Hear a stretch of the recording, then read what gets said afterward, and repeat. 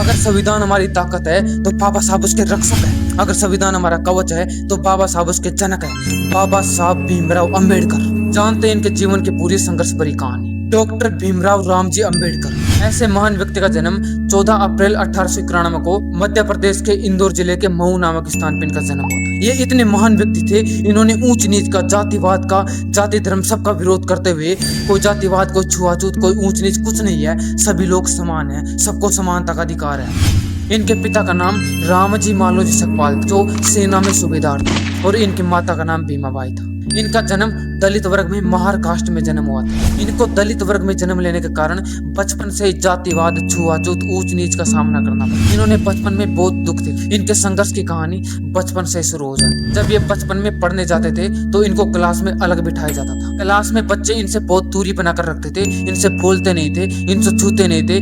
वो मानते थे कि ये अछूत है, ये दलित वर्ग में है, ये छोटी वर्ग में है, ये महार कास्ट में। इनको इतना अछूत माना जाता था कि ये क्लास में खुद पानी नहीं पी सकते।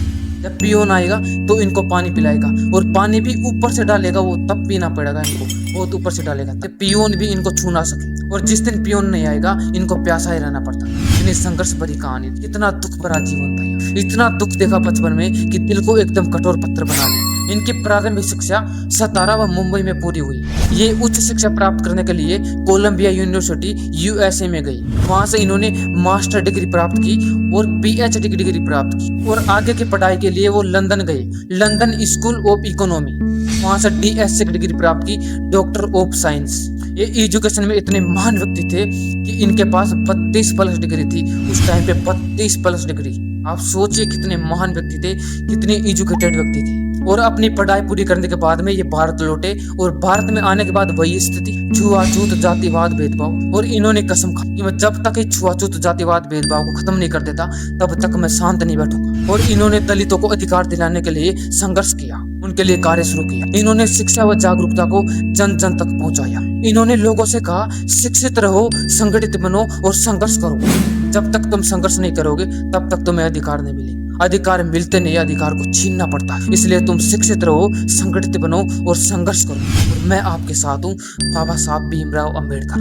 इनके जीवन की पहली महत्वपूर्ण घटना थी 1927 की महाड़ सत्याग्रह।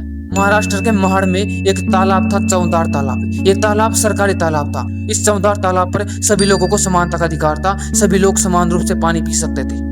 लेकिन वहां पर ऊंच नीच का भेदभाव किया जाता था। वो कहते थे कि अगर दलित समाज वाले इस पानी को छू लेंगे तो ये पानी अछूत हो जाएगा, अपवित्र हो जाएगा। इसलिए वो दलित समाज वालों के साथ ये बहुत बड़ा भेदभाव हो रहा था। बाबा साहब भीमराव अंबेडकर को जब इस बात का पता चला, बाबा साहब भीमराव अंबेडकर तुरंत वहां पे गए और दलित समाज वालों को पानी पीने का अधिकार दिलाया। और हजारों दलित समाज वालों के साथ अंबेडकर ने खुद चौदार तालाब का पानी पिया। ये उनके जीवन की पहली सबसे बड़ी जीत थी, चौदार तालाब पर दलितों को अधिकार दिलाना। क्योंकि ये केवल पानी पीने का अधिकार नहीं था, ये बराबरी का व समानता का अधिकार था। फिर भी ऊंची जाति वालों ने इनका विरोध किया। बाबा साहब अंबेडकर के वहां से आने के बाद में ऊंची जात वालों ने इसमें गंगा जल ला कर डाला ताकि अपवित्र पानी पवित्र हो जाए। वो मान रहे थे कि दलित समाज वालों ने इसको छुआ है, बाबा साहब अंबेडकर ने इसको छुआ है तो ये अशुद्ध हो गया है, अपवित्र हो गया, तो गंगा जल डालने से पवित्र हो। इतनी नीची सोच थी उस टाइम पे लोगों की। बाबा साहेब भीमराव अंबेडकर ने 1920 में राजनीति में कदम रखा। इनको कानून मंत्री बनाया गया। महिलाओं के अधिकार के लिए 1951 को हिंदू कोर्ट बिल लेकर आए, जिनमें कहा गया कि महिलाओं को डिवोर्स देने का अधिकार हो, महिलाओं को खुद शादी करने का अधिकार हो, महिलाओं को संपत्ति का अधिकार हो, और अगर किसी महिला के पति की डेथ हो जाती है तो उसकी संपत्ति पर उसी महिला का अधिकार हो।